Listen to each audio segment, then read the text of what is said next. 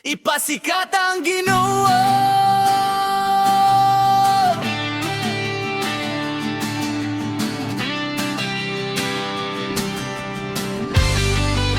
Yeah! Dili ako, dili ikaw, si Ginoo lang ipasikat. Ipasikat ang Ginoo. Dili ang ngalan nako sa tanang buhat ug tingog. Siya ra gyud ang sentro. Ipasikat ang Ginoo sa tanang gabi. Kayang tanang hinaya iya ra gyud. Walay labot ni bisan kinsa. Sa entablado, sa kamera, sa mikropono, kung naengotan-aw si Jesus akong ipakita dayon, dili ko na pa-impress. Dili ko nagpasikat ang kusog nga akong naagrasya. Ra klaro kayo, walay kuha-kuha. Kung naay kalampusan, Diyos ang hinungdan. Kung naay kapakyasan, siya gihapon ang sandigan. Sa tanang lihok, sa tanang plano, ang akong pangutana. Ginoo, ikaw ba ang makita ani karon?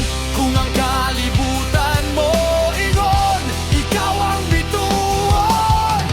Ako mo tubag, si Kristo na ang hari ug sentro. Ipasikat ang Ginoo. Dili ang ngalan nako sa tanang buhat ug tingog.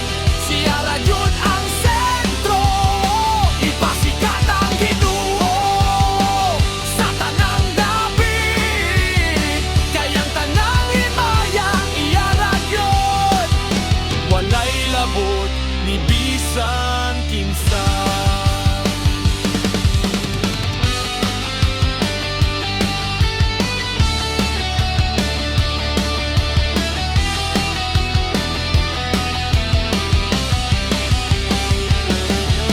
Sa sosyal, sa trabaho, sa simbahan, ang akong barugan. Ang klaro, Diyos akong ipanghambog. Dili ang kaugalingon, dili ko perpekto. Daghan kog sayo, pero ang Diyos perpekto. Siya ang nag-ayos sa akong sulod. Kung mutaas ko, siya ang mosangon.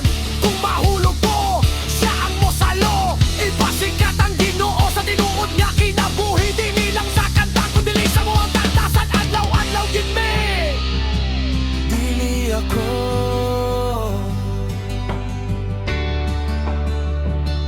dili kami, si Jesus Radyo. Ipasikat ang Ginoo karon ug kanunay.